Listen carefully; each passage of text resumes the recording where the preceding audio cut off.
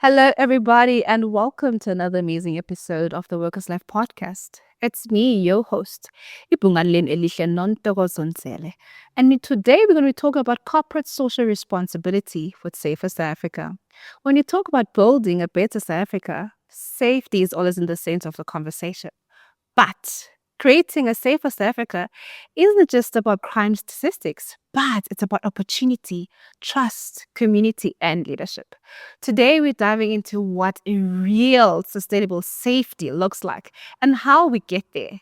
I am honored to introduce the woman who's a trailblazer, a nation builder, and a symbol of resilience. She is known for breaking barriers that are previously known historically to only be entered by men.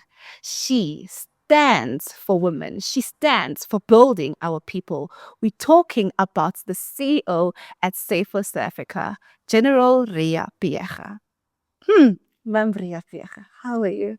I am dark, lovely, favored, and very together. Oh, thank you so much for joining us today. Thank you so much for the invitation. Oh, you're It is quite welcome. heartwarming Oh, thank to you be so much part for of your coming. podcast. Oh, thank you, Mama. We're very honored to have you here. Thank you. Okay, so we're going to start here today. When we say a safer South Africa, what does that actually mean beyond crime reduction? Any citizen, I'll start off by saying of the world, safety is one of those very important attributes we all desire in life. Safety, freedom, peace, harmony are those things that you can find in one basket. So it's very, very important for all of us as people to have safety. And I believe this is why even in our constitution, in chapter 2 of the constitution, safety stands there as a right. And the issue is, rights don't walk to you. They might be pronounced. We have to make them happen, live them, work on them. And this is why I just want to say my completeness, your completeness, the completeness of any other citizen is when they have also safety and security as part of their livelihood. I like that you're also quoting the Constitution, to say that it's your birthright to feel safe. It's not something that is just existing, but it's your right to be okay. It's your right to feel warm in a place. It's a right to feel like you belong, because our country is for all of us at the end of the day. And while you are in that country, you need to feel safe. Absolutely. Yes. Thank you so much, Mama. So with Safer South Africa having the aim to improve the relationship between communities and law enforcement, what are the root causes that actually creates that insecurity in our communities between the two? I'll start off by saying any nation that believes that safety is the prerogative and duty of law enforcement authorities alone will never achieve optimal safety. Sure. So it's very important to realize that, yes, government has a duty and responsibility to provide for that. Again, I'll take you to the Constitution, Yes. because the government also realized that it is their duty, as they collect taxes from citizens, to also set aside some resources to ensure that there is safety for citizens. And that is why in the Constitution, in those sections 205 and onwards, you'll find where they talk about establishment of a police service. They'll talk about establishment of a defense force and other related, state security, intelligence, and all that. It is because they have a duty constitutionally to make provision for their citizens to be safe. Yes. Having said so, then, I also, again, almost immediately say to everybody that alone, the security cluster and government can never provide optimal security for all of us. It takes all of us to be part and parcel of this security. So the community has a social responsibility and a civic duty to also participate in ensuring that there is safety in society. So it takes two hands. Government with what they are providing because we've enabled them to do so through our taxes. Yeah. But us as the legitimate owners and legitimate citizens of this country to ensure that we invest our effort intentionally and consciously to ensure that, the country is safe.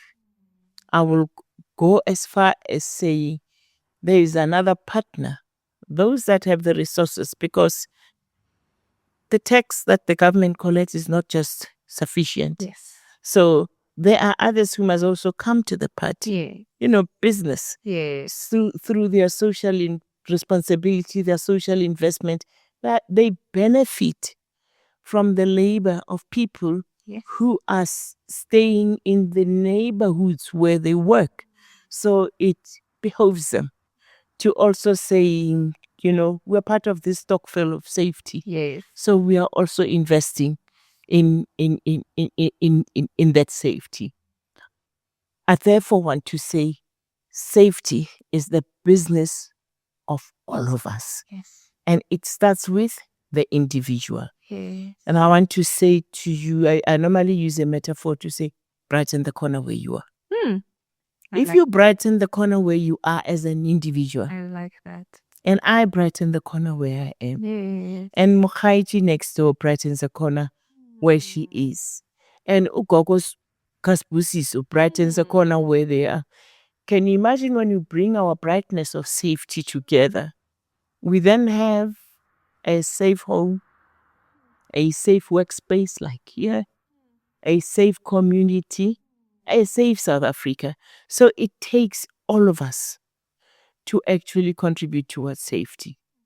And it's like water, like the ocean. Yes. The ocean is made by every one drop coming from the rain. Yes. So if we all of us contribute towards safety like the drops that go into the ocean, imagine the ocean of safety and peace we will have, yes. I love how you're putting it, Mama.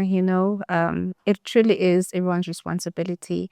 And I think in most cases, us as society members, we have the tendency of believing that it's not my responsibility. That's why law enforcement is there. They must do that for me, and we don't understand that I'm just as much of a contributor to my safe environment as much as you are a contributor to your own space. All of us play a role.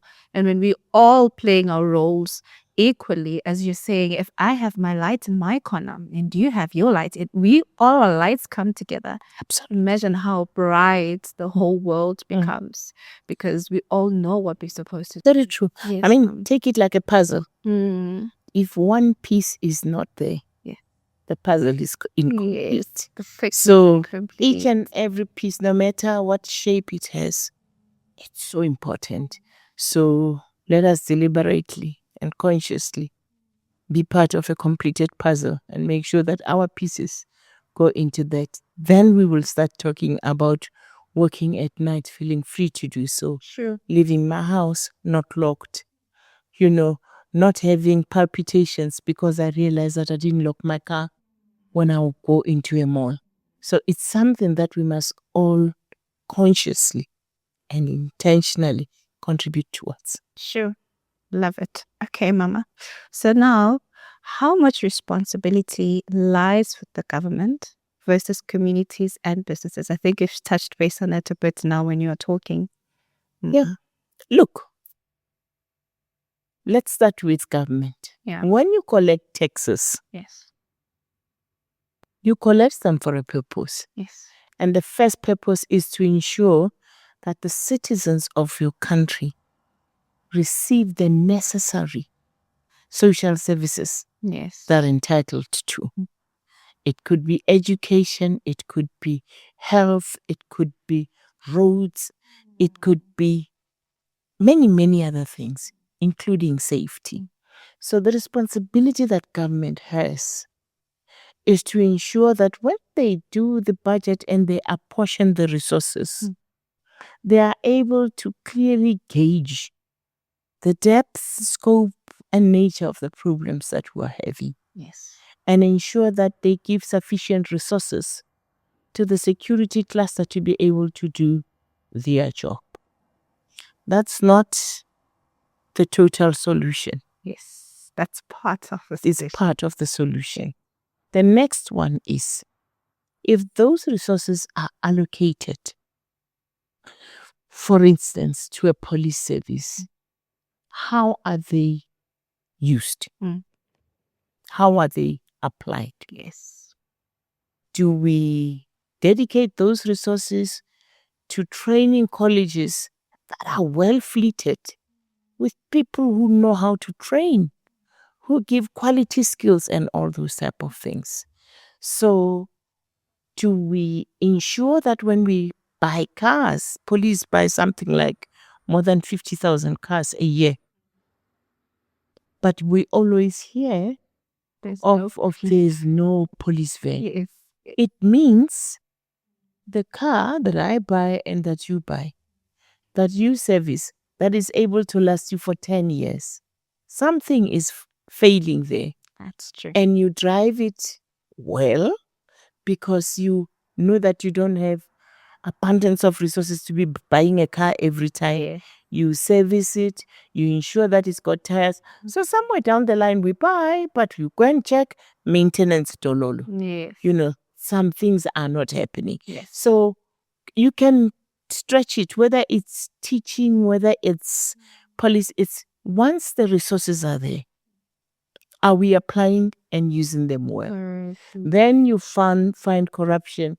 This bottle of water, which is necessary for me to quench my thirst, Yes. instead of buying it for 8 rand, I'm 20 buying rand. it for 120 rand. So I am going to buy less bottles with it. So we start having corruption and all those type of things. Yes. So there are a lot of things that stand on the way of the ability of government to fulfill its duty. So we need to clean those parts. So it's not only collecting, and I will tell everybody that South Africa is not a poor country. That's true.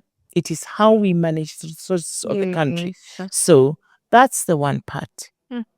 To say, yes, the government has the responsibility. They collect the taxes. Yes. But how do they use them? How do they use it? Yes. And we keep on hearing about the defense force where they don't have cars, where the aeroplanes are not serviced, where this is not happening. But at the same time, you hear about, somebody being arrested for having embezzled millions and whatever. So it's those things that we have to rein in and ensure that no matter how meager our resources, if we use them well, we will be able to get somewhere. That's very true, Mama.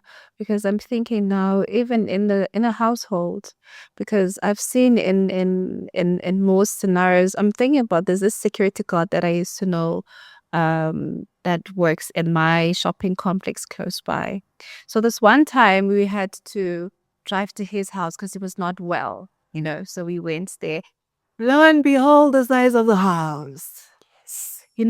So with the little that he is getting from there, I'm talking about someone who collects the 5 rands that we keep giving, and we think that money goes nowhere, but he's built such a beautiful home for his wife and kids. So truly, it's not really about the capacity, but it's how you use the capacity that you have. So we really have to look at that to say, how are we deploying our resources in order to provide services to the citizens, safety and security services to the citizen.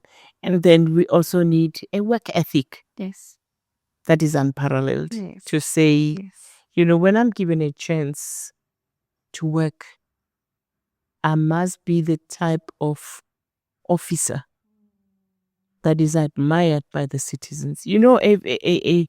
Well, working police station, I used to say that some years ago when I was part of them, to say, when you're a police station, you're almost like a school. Yes. People should feel free to come in and say, oh, we don't have toilet paper. Can you help us? Our water. Hmm. That's when the relationship with the citizen and the police station, you start seeing help. True. You don't fear the service Wow. because the people have expressed themselves way beyond that.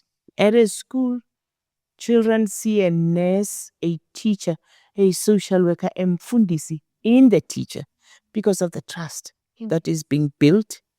And it is built through what? Not just through doing. The service itself tells people that reliable person, trusted person, I can hide behind that.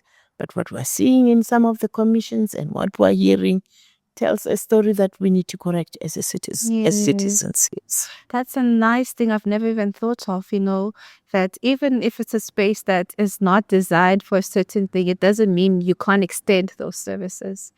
To say that if we can go to a police station and say, you know what, I know you're a police officer, but there's no man in my house. I need you to just help me tweak this quickly. The little things like that truly do build that It's a relationship. expression of trust. Yes, they really do build a trust between community and people to know that I can rely on you because you've shown yourself in the small, insignificant things. Absolutely. So truly, when something big comes, I know you're the first person that comes to mind at 3 a.m. because I know that you jump and you always help us.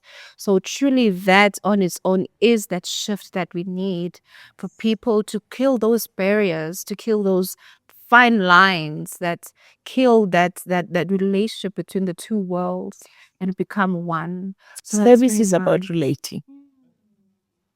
Mama, now with people, I think I'd like for us, as much as we're highlighting the work of the policemen and so forth, please delve deeper into us as civilians. I don't think we understand well enough our role in participating in how or shaping South Africa as a whole. I think we've positioned ourselves so much as victims, for lack of a better word, in a space where we always feel like, well, I'm just on the receiving end of everything, but we don't really say, okay, in as much as I want this outcome, what is my role in ensuring that we get this outcome? So can you go deeper in that and just telling people and shaping people to understand, in as much as we have a responsibility to creating a safer South Africa, but you too participate in it? Yes. Let's start off by saying, I normally just talk generally and say, in my view, and I'll come to the individual, in my view, Yes. the home is the first police station you'd ever encounter. Yebo. Agreed. Yes. Because think of it. Every evening when you are at your flat, when you are at your house, by the time you go to bed, you want to know that the door is locked, Yes.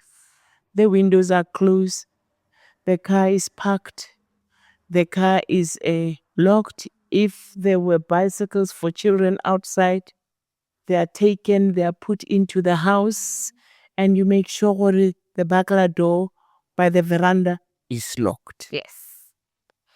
You then walk around to say, where are these children? Yes. Where are they? They are not yet home. They need to be at home. And before you switch off, you would call to say, where are you? I'm not sleeping before you come. Where are you? And that is the station commander Yeah. talking about safety. Yes. And if you go and check the station commander, if there's some 500 that they used to buy bread, it's not lying all over. It's neatly and safely packed somewhere else. Mama, yeah. So we are a safety conscious breed as citizens. In the morning, when the children go to school, you don't just say, go, go, go, go, go, go. They say there's some transport. Long before January starts, Sure. you are busy vetting, investigating with intelligence services to say, Yes. hey, mom kids, your children, Yes. bahamba ngani usebenzisa yiphi taxi. You want to know, you're already vetting to say, is he good? Is it good? The taxi, is the driver reliable? And all those type of things. So you are unaware that you are busy with very serious things. Wow. As a senior executive Yes. of safety in your house, when children are going to play, you check to say, hey, down there is a tavern. Please do not play that side, or even play in the yard. Sure. So we are actively very concerned. You worry about who lives next door. Is there somebody else who can grab my child or do whatever? So you also do your own homework. Yes. To say, Kama Kikunuban, there's the sister, there's the uncle, there's whatever. So all of us are very consciously, involved in safety. Wow. Now let's just see what we mean. You have cameras in your house. You have cameras on the street that are installed by the municipality if you are in that type of situation. But we hardly even think to say, these cameras, the circumference they cover, my camera and the camera of the city, and the camera of Makelwani, we are covering quite an area in terms of security. If anything happens, if we were cooperating and talking and actually being conscious that I don't have to cover everything as municipality. Alone. I have to connect with this house which has a camera, that house that has a camera, and the resources we're putting in already makes our place half secured. Yes. Because there is cover. Yes. And then I go on to say, when crime happens in a particular situation, yes, you can have the biggest intelligence unit, but your most essential intelligence is the ordinary people who live in that area. If you are looking for what happened to the cops that you discovered there in the morning, Yes. the people around that area are your most superior and pure intelligence. Of course. So do we even treat it as such to say we are a source of intelligence and we can work with the cops? Do we even treat ourselves as say, you know what? For the NPA to have successful cases, I have seen what happened, Kamaki, when those guys jumped the wall into my yard and then came in Kwamaki, and I saw them jump Kamwakel on that side and running. So I can be a witness to assist NPA. So NPA, the police have investigated and they said, Umakel on X, Y, and Z, here are their statements, their information. So you start realizing that it's a value chain that if we are consciously part of and are participating, what are we doing? Brightening the corner that I was talking about. And we're starting to tackle, crime by its horns. By the time NPA takes the file to the magistrate, for the magistrate now to hear the perpetrator and the victim, they have a solid case. Yes. And we're able to then oil that value chain, from the citizen to the police, to the National Prosecuting Authority, to the magistrate, to corrections, labamkeeper, but une parole, afika la ekaya, and still misbehaving, we raise our hand to say, hey, this person It's not the one. not rehabilitated by Amland. Yes. So it's important for us to realize that we are bound at the hip by one thing. And communicating, understanding that we help each other, understanding that we are stronger when we are together Yeah. than when we are individuals and pointing fingers at each other. True. That's very true, Mama. You know, that understanding on its own, becoming a world of each other's world. Absolutely. Yes, that you can't really achieve it alone. No. But if I hold your hand and you hold the next person's hand, and then automatically this whole thing is a value chain. Absolutely. You know, that's very well put, Mama. So now tell me, as the CEO of Safest Africa Foundation, what was the driving force of introducing such a foundation, and what is the objective thereof? Before I come to the objective, let me go back to the silhouette behind this whole thing. Please take me through The history, the backdrop Please of this whole thing. Yes, Mama. This foundation was founded in 2012. Mm-hmm. And it is the baby of one of the largest unions Okay. in the country. Yes. The history and genesis lies in the name of that union. It is called the Police, Presence, and Civil Rights Union. Okay. Of course, we know they are police.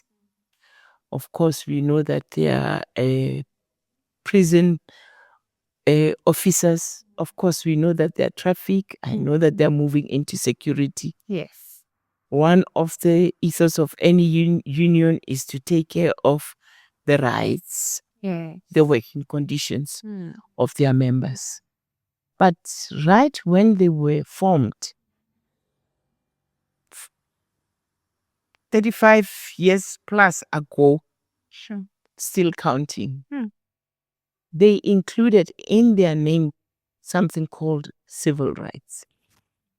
And their realization right at that point was that you can have as well taken care of members, well paid members, but if you don't have the community, which sits in the civil rights of their name, Yes.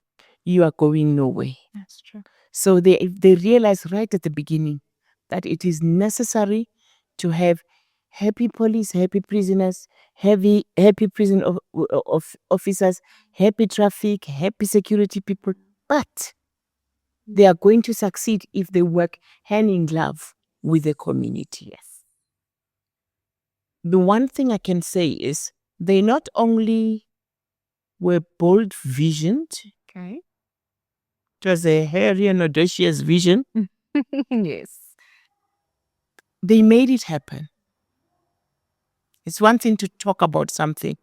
It's another to service that dream. Yes. So what Pop Crew did, they serviced the dream. In 2012, he said, but how are we actually going to make this work? Yes. Over and above just talking about it. You know, before the police could even talk about social crime prevention, right at the beginning when I talked to some of the veterans of Pop Crew, they tell you that we were walking in communities, talking to community members about working with us as police on that. So that's where this baby comes from. So in 2012, they decide that, you know what, let's give even more life to this vision that we're having. Then they set up a foundation called Safer South Africa Foundation. Yes. A very rare and unique, attribute, shall I put it that way. Everybody, when we tell this story, they ask to say, what does a union have to do with a foundation? With the foundation. And they set the foundation up as a vehicle to start saying, we're intentional, we want to play in the space, Yes. we want to service our dream. Yes. So that's what they set up, Safer South Africa Foundation. And its biggest mission was to go out and mobilize communities to work hand in glove with the security cluster to ensure that issues of safety are taken care of. So what did the foundation do? One of the things that the foundation focused upon was to say, You talk about social crime prevention. What is social crime prevention? It says you stop crime before it starts. No. Before it even happens. Yes, before it happens, Yes. before Stop it starts, you stop it. Hmm. Through what? Through education and awareness. Yes. And through what? Through capturing our future. Hmm. And our future are the young ones. Yes. It is Nelson Mandela who says, any nation that has no care about its future does not care for its youth. So what we are saying is that no child is born a criminal. By the way. No child. But somewhere in their socialization and their immersion into life, they meet criminal induction into criminality, whether through what they are viewing, what they are being told to say you're smart when you sell drugs, when the friends are saying it's hip to do the following. So if that induction is this successful, and I'm saying this because if you go to correctional service, they will tell you that more than 50% of the inhabitants are youth.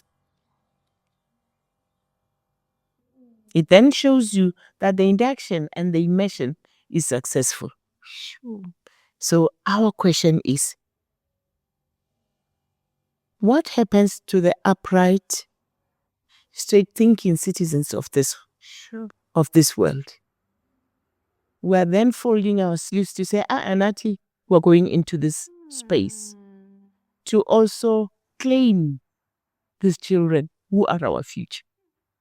And how do we go into that space? If teaching them behavior and attitudes and mannerisms that are able to let them develop criminogenic behaviors, it means me, you, and other upright people can also step in and say that's not the only choice. Put more options on the table, teach good values, put positive values. The communication you are talking about, to say you can work with the police, you have a role to play, and this is what you can do. There are choices. So we fill the table. They can fill it with the negative information. We will fill it with the positive information. We will not choose for the young ones, but they have a buffet.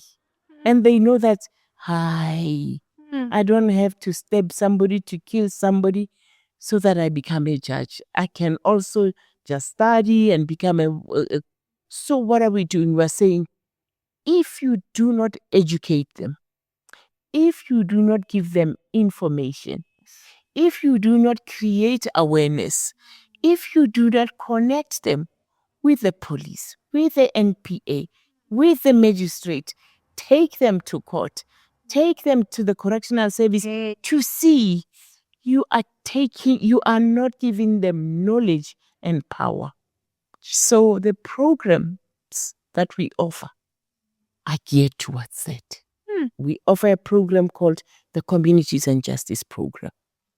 We take it to schools. And we don't teach. We have partners who are lecturers and professors. Yes. They're very security class. When we go to a school, it is the nearest police station, the nearest NPA, the nearest magistrate, the nearest court, the nearest correctional service, the nearest human rights commission. We have a new partner that has come on board, the nearest bank. The Banking Association has come on board to say, we love your program. And unless we introduce them to the world of money, they will think the only way to make money is to sell drugs at school. But if you teach them that the 10 rand that you have, that your mom has given you, and you put a rand every week, at the end of the month, you have 5 rand. Oh my. So those are the type of things that we're bringing. Some we work with to say, hey, we've seen the statistics from the police. Now they even have a category called crimes in educational institutions. Okay. It used not to be there in the police service. Wow. But because of the number of crimes that are taking place in schools, I mean, in a quarter, they report rapes in excess of 80. Yeah. In a quarter. Imagine. They report murders between 9 and 11. Wow. In in educational institutions. They report, assault with grievous bodily harm Yes. of over 300 in schools, and these are young people. These are young people. When you say in educational institutions, you would think a lot of those crimes are sitting in TVETs and universities. The bulk, if you take the bell shape, is sitting in high schools. Imagine. And those are the cases that are reported. Sure. There are many that are not reported. Yeah. And by the way. Yes. Now we now know that a school is fast becoming an absolute microcosm of what is happening in society. Yeah.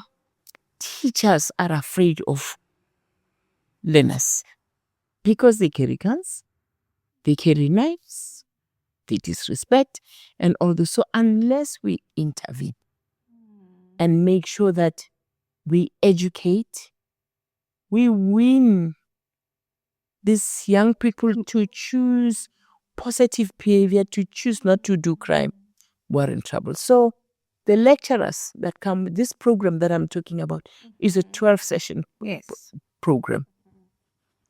The lecturers, when we get there, we would go to the police station, and the police station would say, the station commander would say, my social crime prevention is this one, that one, that one. Yes. They are the ones who are coming to lecture. We have a whole, when the program was started by Popru, then there was a whole consultation with the leadership of these various environments. Oh, wow. And they sat down, they developed a training manual. Yes. To say, if police come, what are the sort of things that they can teach these children? We asked each one of them, if you had an opportunity of changing the lives of these children, what would you teach them? Yes. And we took all those things and they said in the training manual, we keep on improving it all the time as new things come. But wherever we go, I will tell you, without fail, they all come. We follow the security class. Beautiful. They are there. The police are there. That's beautiful. The traffic authorities are there. NPA are there. And they all come in their uniforms in school, because we also use it as a career mobilization. Whatever, because suddenly, for the first time, they're able to sit with a cop face to face and ask questions. When you start with them to say, who wants to be a cop? All hands are down. Yes. By the time they finish, after hearing them, after seeing a social worker come with them, after seeing a mfundisi come with them to say, but what are these people doing in the police? We say, no, in the police there are many people. Yes. The social workers, the accountants. They say, how? And then the dog unit comes, and then they just learn so much, and then they want to do that. The following day is the traffic people that say, no, we don't just give tickets. Yes. What about road safety? We worry about you driving without your license. Yes.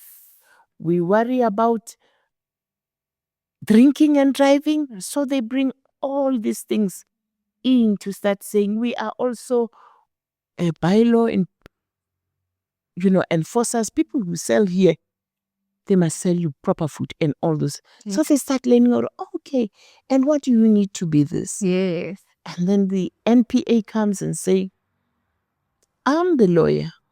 Yes.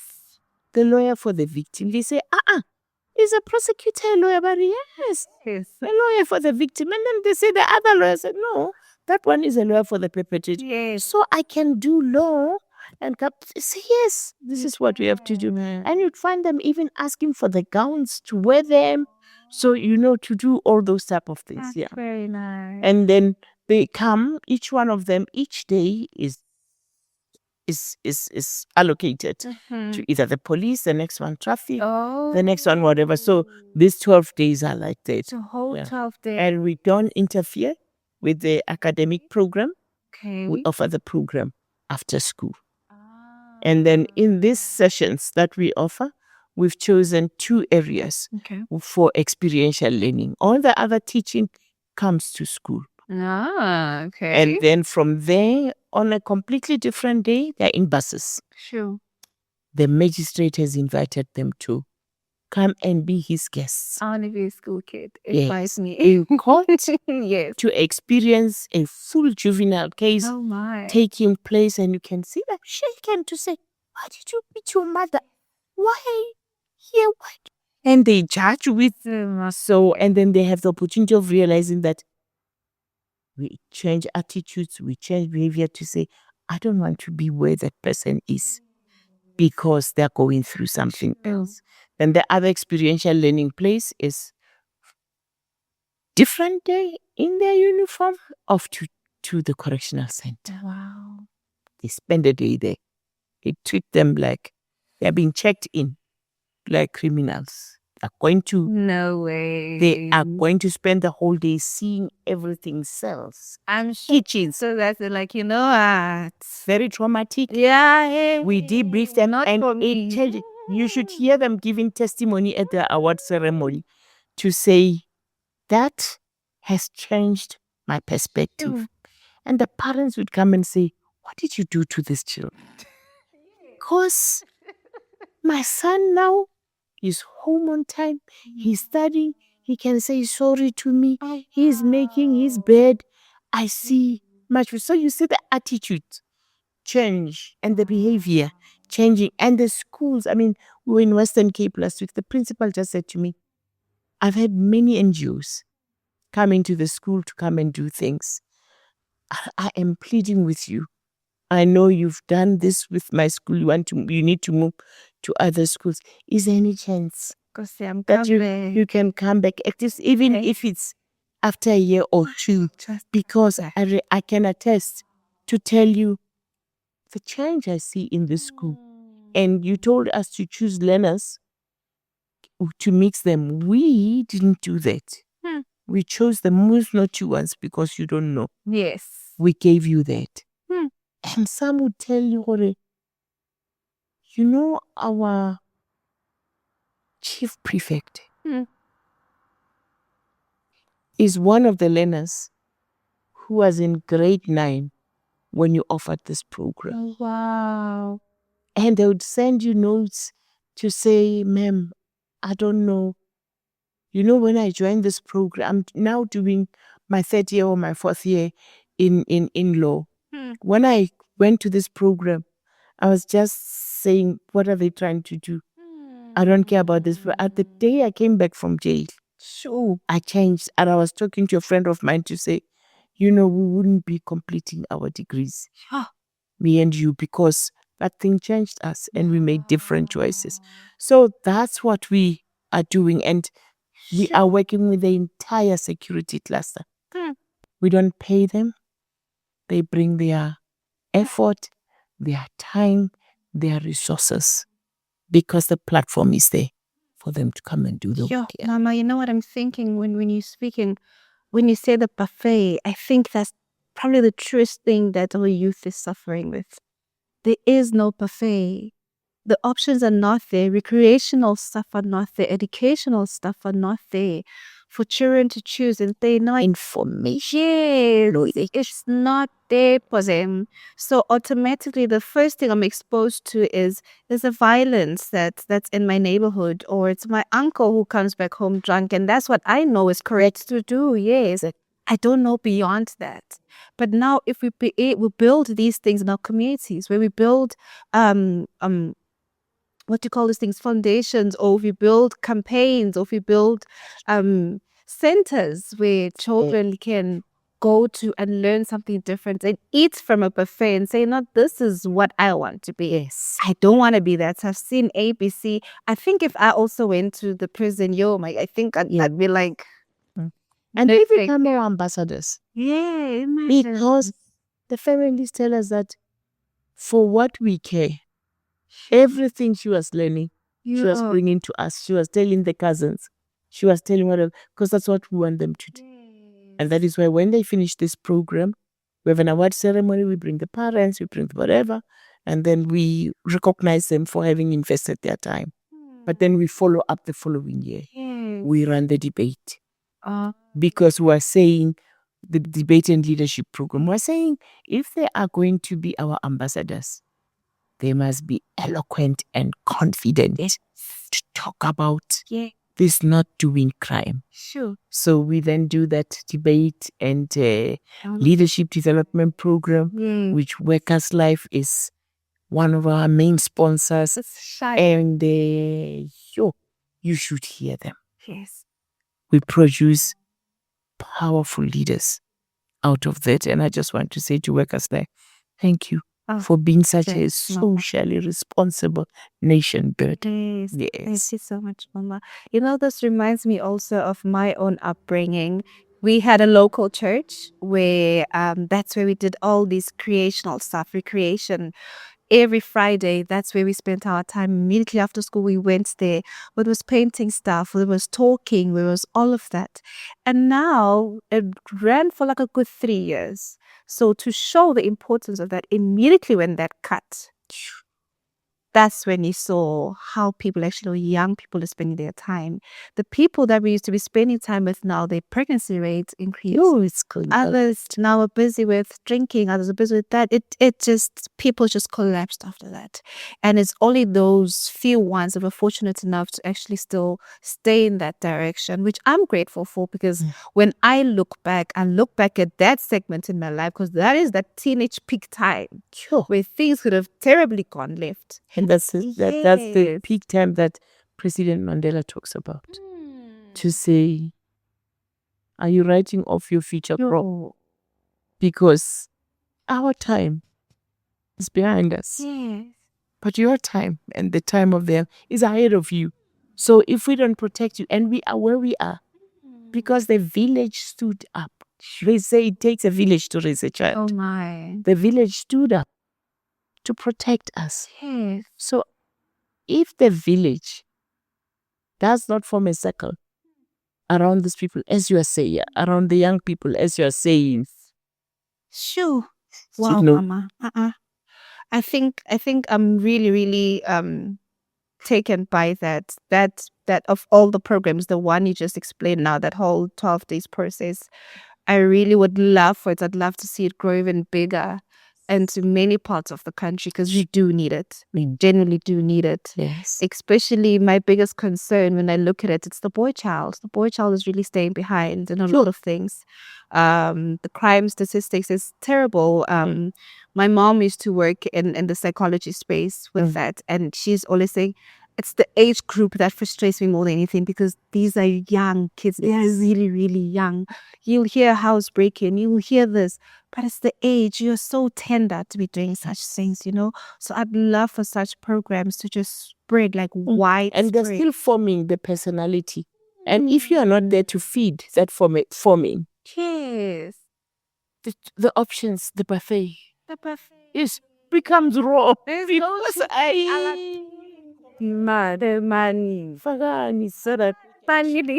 custard. Huh? Who said I just want them rojo? No.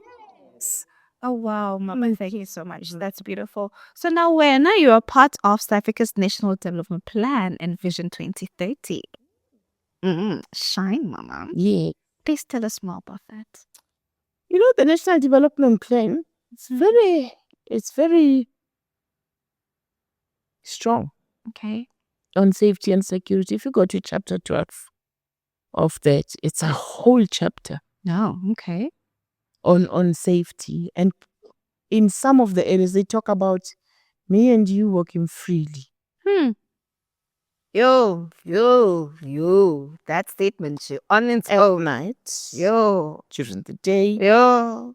And that's a freedom you started with to say, yeah, what does safety mean? What does safety? Safety equals freedom. Safety equals peace. Sure. It equals security. Yes. It should not just be said. It should be lived. It should be felt. So that's what the National Development Plan pushes. Yes. And one of the areas, it talks about educating community and our youth. Not just about safety, but about activism. Yes. You know, we have we say we have a formula. We call it PEPI. Okay. It's protect, Okay. educate, Mm-hmm. prevent, Mm-hmm. and involve. PEPI. PEPI. Protect, Educate. prevention, protection. Prevention. Prevention. Education. Education. Protection. Protection. Involve. Involve is activism. Yes. So we're saying, in order to get this, you must prevent. Yes. You must educate. Yes. You must protect. Yes. You must involve. Yes. So these children must be able to be active. So it pushes that to say there is one thing to react to crime, which is where government and security cluster and whatever comes in that constitutional responsibility. There is another to say you stop crime before it starts. That's a prevention. That's the prevention. That's where community, civil society, and people like us come in. Those two pillars are what the national the national development plan talks about when they talk about security. We must bring them, we must strengthen them, get the pillars, push them together, they sandwich crime. Yes. Hey, let's sandwich, guys. Let's that's working it. Let's Who's that sandwich it? Yes. So by 2030, when we get there, I want us to look back and say, you know what? We've walked the journey and it was worth it. And even as much, of course, will not be 100%, but we've done so much. So you would have made sure that the constitutional right, your safety gets alive. Yeah. The action programs are like the National Development Plan gets alive.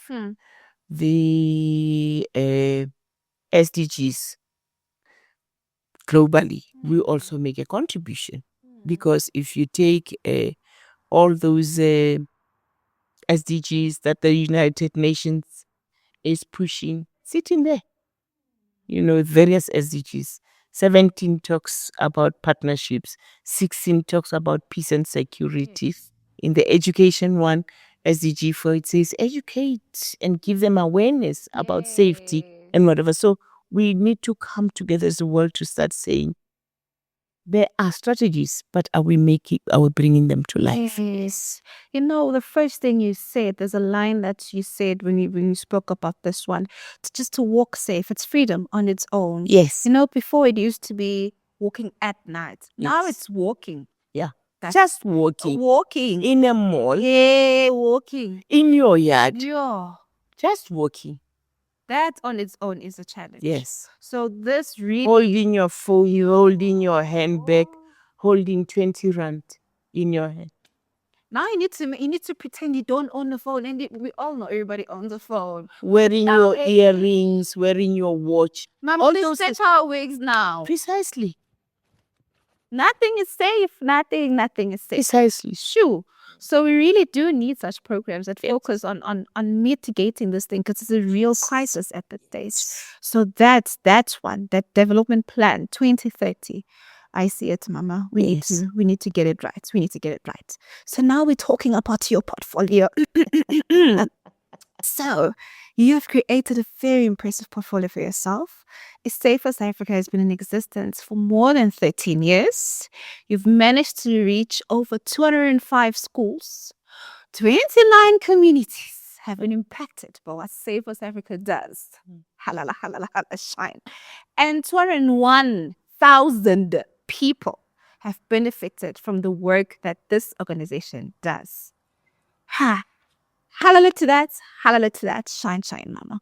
But now tell me, with all of that being said, what are the challenges that are encountered by the organization as you fly forward? Supreme amongst all of them. But first, let me start by being grateful. Yes. Grateful, Hats off to that. to the founder. Yes. Because at a base level, if the founder, being Pop Crew, being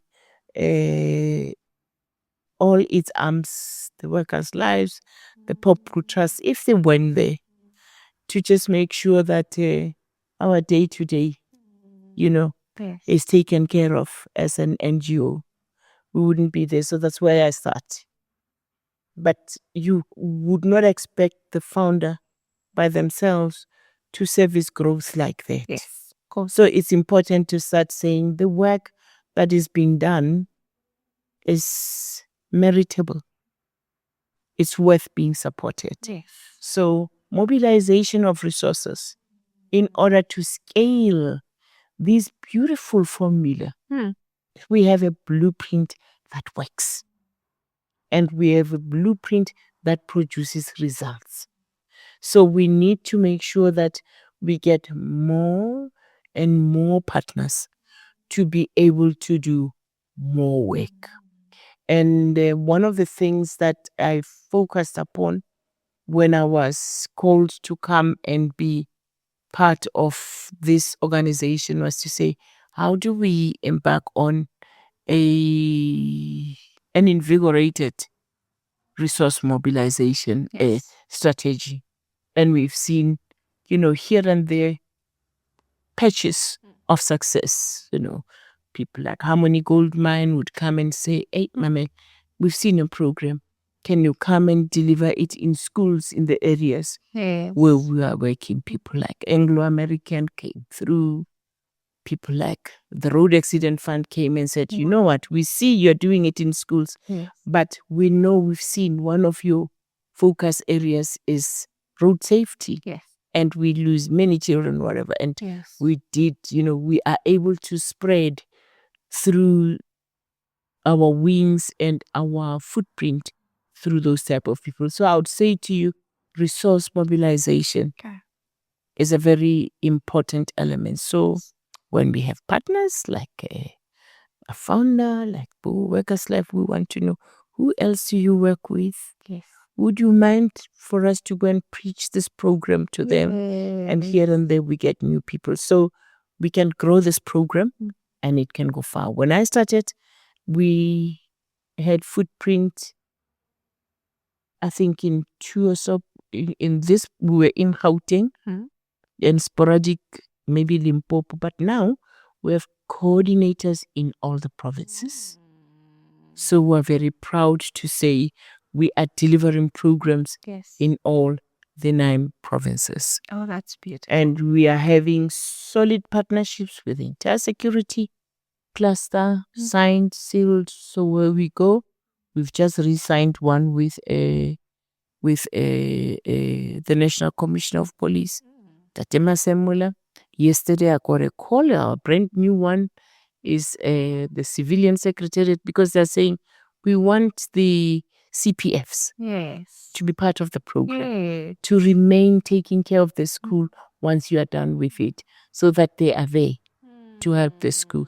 So we will also be signing that agreement. So it's those things that we need, resource mobilization and expansion of our programs. I mean, gender-based violence is one of the areas that we want to add onto the program, given the rapes that I've told you about, given the just the sheer statistics of what is happening is in schools. There are things such as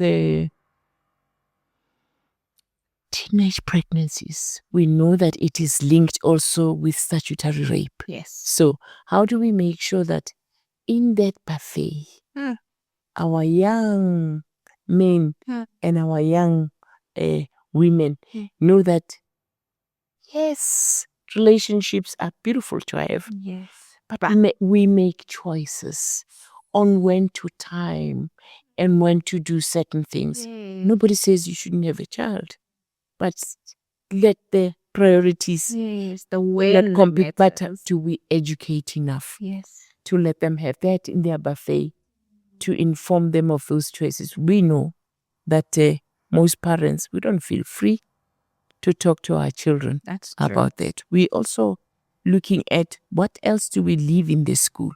What do we leave the, what we call in the life skills teacher with, so that they are able to continue with the program.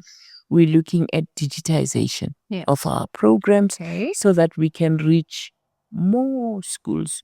We're looking for partners such as SABC so that we can have structured processes. These digitized programs can be added to more children so that we educate and create awareness and therefore enrich the choices. Sure, because I'm thinking even now when you say, Mama, sometimes it's not even about, maybe parents are even scared to talk about it. Our households truly are not the same. There's a child who just doesn't have anyone at home to look up to. And that's where these programs come in and step in and say, even though you're not fed there, but let's feed you here to make you a better man and a better woman for tomorrow. Yes. Very true. And you see it, one of the programs that we are starting to work on is uniform poverty.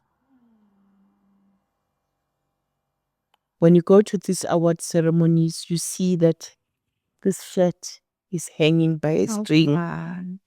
Shame. And they are still confident to come to the program. I mean, there was a child who was wearing a flip-flop, school socks, a flip-flop, and one shoe. How shame. But also confident to come to the program, confident to go to the visits, to an extent that one of the prison warders just said, you know what, I want to buy this child a uniform. The other one, they were going to a visit, to police station, to correctional service. When they squat, because the trouser was hanging on. Oh, shame. So it just ripped. Some you can see, because we do rural schools. Yes. The poverty is real. Yes. And no matter how we take for granted the feeding schemes, very important. Okay. We went to a school in Ramutseri where a student stabbed a young 24-year-old teacher to death, and he was new at the school. But this it's not the stabbing only that is shocking. Sure. This young person, it was a Monday. Sure. Spent the whole weekend very hungry. The last meal he had was on Friday. So hunger pangs. So on Monday when he came, had his turn to eat. But because of just that hunger, he went for seconds, went to the queue again. And this young teacher who's not very mature and knowing that, sort of teased him and took him out of the queue, and others laughed at him. So the following day brought a knife to say, I'm going to make the students laugh at you. Never thought that he would kill the child, the teacher. Stabbed the teacher. When we came in, he was being sentenced to 10 years. But the tension in the school, we had to come in because something big has happened, and you can see that. So it's those type of things that you meet, talking to the poverty that you're talking about, and things that we have to do, as people who intervene. It's not just us. So there is that civic duty of the community and the social responsibility of the community for us to work together to start saying it takes a whole village, not just one family. That situation on its own, is in explaining it, is literally saying that such things are important, because we take it so lightly that a meal can translate into someone dying. Do you understand? You not having eaten can translate into you being so frustrated that you feel, you know what? this is my solution. So if we can combat those things before, as you're saying, it's the prevention before the cure, if we can sort that out, then definitely we can move forward. Yes. Sure. Wow. And, some of the learners, by the time, just by introducing the police, we have a case of a child who's been raped daily by the father, but now Utomilo build a relationship with the police person to say, oh, I can talk to them. Have someone to talk to. Yeah, when they leave after the lesson, goes to the police to say, no, I'm tired. But what are you tired of? The little sandwich we gave them for after school, one of the coordinators was saying, I was driving and I was saying, but it was hot today, but you didn't eat. And said, oh, sorry, this babaga sevenzi and a sandwich. Why are I must go and share with my sister. There's no food. And I was so terrified. I wanted to see what this meant. Child-headed whole household. What they were going to share was a sandwich that the coordinator from Safer South Africa gave the sister who was participating, and a little drink. That was their supper. Yeah. No, we have a lot of work to do, guys. We have a lot of work to do. We still have a long, long way to get there. We do. Yeah, so Mama, one can state that youth development, what we're talking to now, is a type of strategy that does combat crime or mitigate it to some extent. So Safer South Africa has programs that focus on young people and equally has a mantra of aim to fight against crime. How then do we link the promotion of safer communities with the participation of development of young people? Yeah, it's exactly what I said earlier on. I think I've touched on a number of those things to say. First and foremost, let's not take it for granted. Yes. They're not empty vessels. Yes. When you teach, you give knowledge, you give awareness, you empower them. Yes. They make better choices. And secondly, they too become ambassadors of the same education. They are antennas that take the information further. And thirdly, by so doing, we have almost, what shall I say, in your insurance language, you have almost what shall I say? You've given security for them to become. Yes. Yeah. Okay. Now, I'm not even going to add to that. It's perfectly said.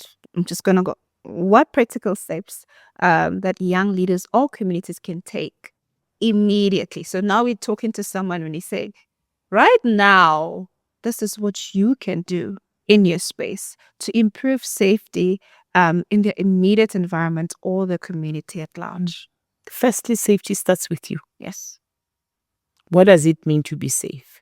Light your corner. You see that one? I'm going home with that one. Yeah, brighten the corner. Brighten the corner where you are. I'm taking that one of our colleagues use a metaphor, calls it pies.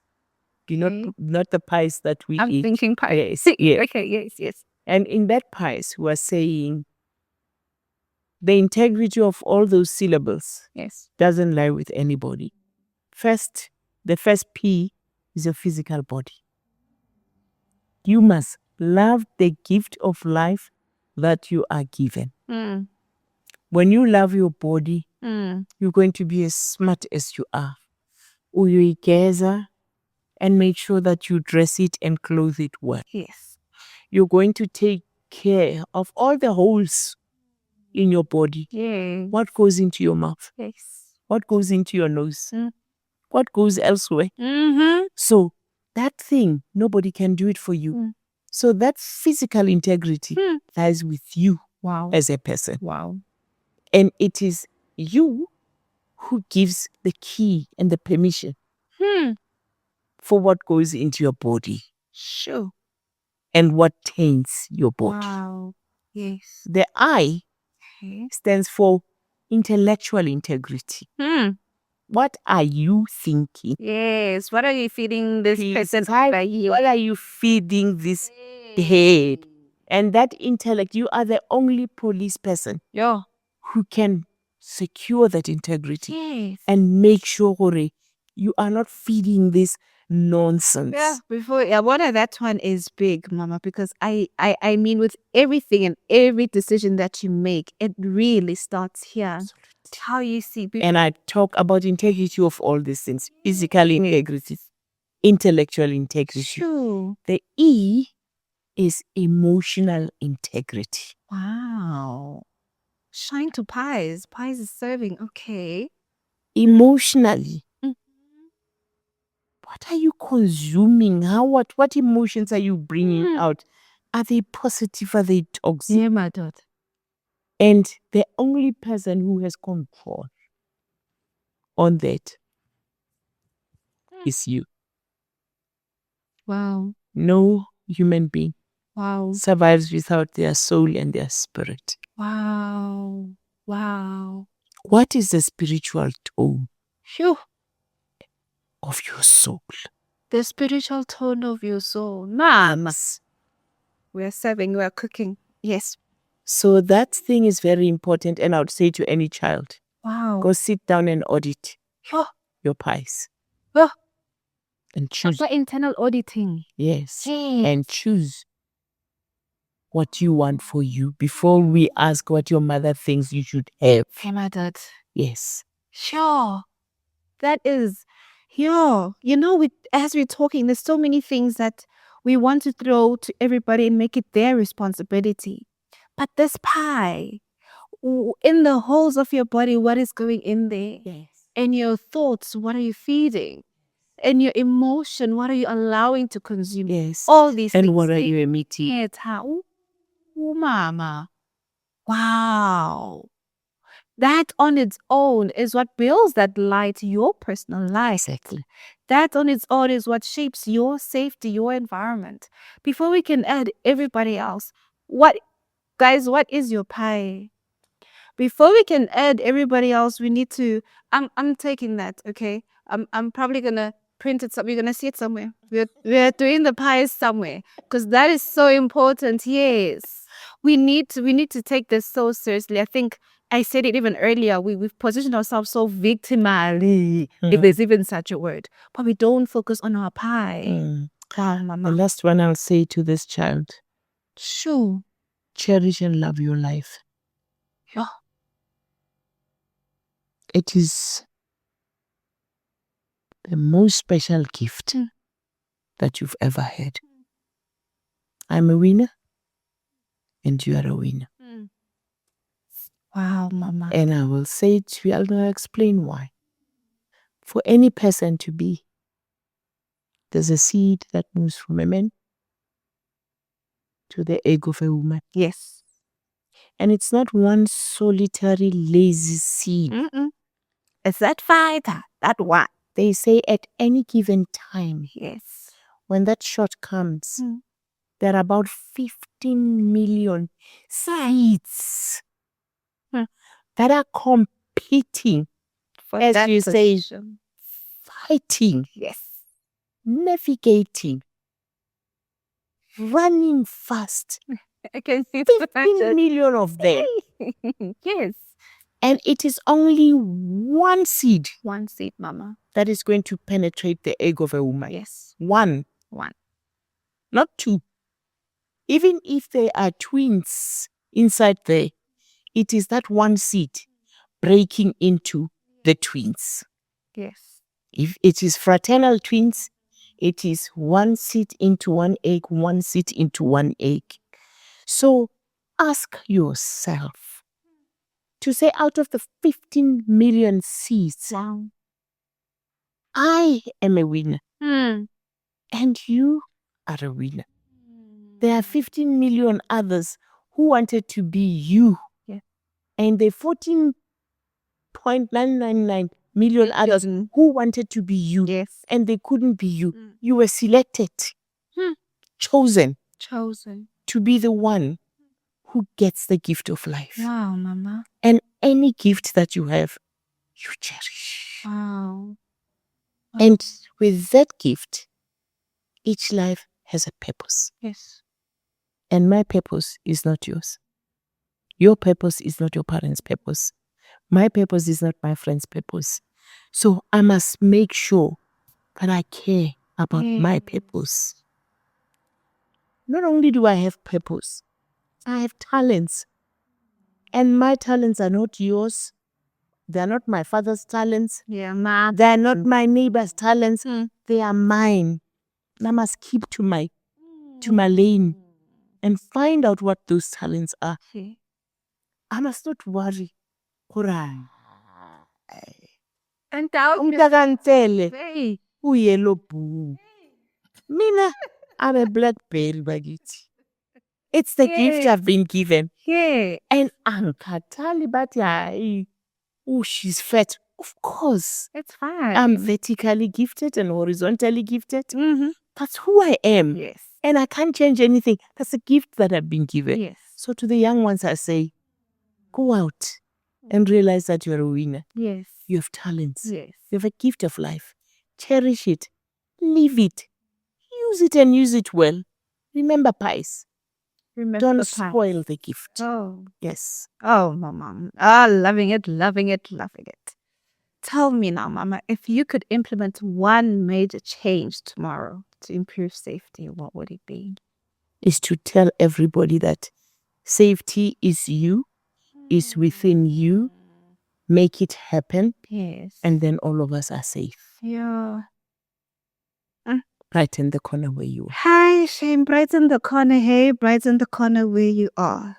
That is my take home today. It's the pies and brighten the corner where you are. And that you're a winner. And that you're a winner. And that you've already won. Yes. You already won. Usafuna. Usafuna. Yes.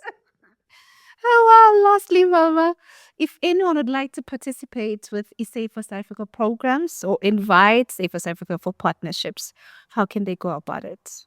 Choose a school. Mm-hmm. You know you've been and say for South Africa. I'm giving a gift to my community. Yay. Come and offer the program there.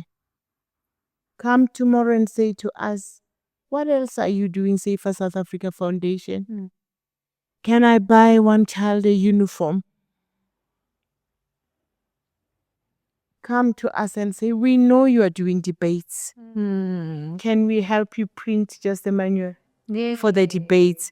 So any little donation, we welcome. If you know somebody who is willing to make us do more, Yes.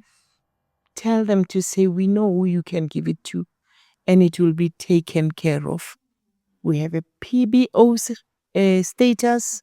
We would be able to help you, get a tax holiday on your donation. Okay. And we are a very legit, well-managed organization. Yes. Which is audited every year. No findings with our audit. Mm-hmm. Well governed with a board that is pumping and doing things right. People who work very hard out there in the provinces. We use retired people like me because they have a passion and whatever. Some people sponsor our intents, so we have younger people being able to do good work in the community. So we just say, whatever, anything. please come through. If you want to be a mentor, come through. And sponsorship, funding, you want to buy them t-shirts, buy them, we will print them and make them happen. Yes. Want to print them certificates that we give them as, feel free to do. You want to donate a car to us to move around as we go to the school, feel free to do so. No, my. Do not be afraid. Yes. Your resources will be well managed. Yes. And we're transparent, we're open. Yes. Oh, wow, Mama. This is beautiful. This is beyond beautiful. Thank you so much. Thank you so much for the beautiful opportunity of coming to something called a podcast. I'm old. I'm learning new We are things. here now. We're doing podcasts now. Thank you very much. Thank you, And Mom. thank you to Workerslife Yes. for their sustained support. We live because they are. Oh, Mama. Thank you very much. Thank you. Oh, there you have it from Mom General Riah Phiyega. She said a mouthful, and I hope that you're touched, because if you're not, I can't be. She said so much, and we need to take care of our youth. We need to take care of the upbringing because they are our future. So we need to do more. Let's collaborate. And the important factor is safety isn't about just the law enforcement or the government. It starts with you. If you can train you and do your internal pie and do it correctly, and the next person next to you, and all these pies are correct. Now we have a full pie that we can eat from. So let's work together as South Africans. Let's work together because this is our nation. There's no place we can run to. This is home. So we need to take care of home. And if we want to combat crime, we could do that by fighting together. Collaborate with law enforcement, collaborate with the communities. Because when the communities close together, then there's no gap for criminality because they're also close together. So thank you so much for the podcast, for listening to us. That's what I wanted to say. For listening to us in our podcast, because that's what we do. We make sure that we educate people. We make sure that we talk about important things. This was a very important conversation that we needed to have because in so much, the pie, as she was saying, that the buffet is empty, guys. So please come with your malva pudding. We need some malva pudding there. We need all the positive things that are going to grow our society, grow our children, grow our people. We need these things. Participate, guys. Join Safe as Africa. Go to their website, check them out and see what they're all about. So we need you to participate. It's important. It's really, really important because the future is in the hands of our children. And we, the adults, need to make sure that that future is conducive for them as they grow. So please, thank you so much, Mama. Thank you, Thank you. and God bless. And that's how we wrap it today in our podcast. Thank you for watching. Has been very inspirational. If you also would like to communicate with us, we have socials. We are still an insurance company. We have our LinkedIn page. We have our Facebook page. We have a YouTube page. And you're going to find all our beautiful creations there. Please go check us out and watch our stuff. And that's it for me. Signing out. Thank you so much.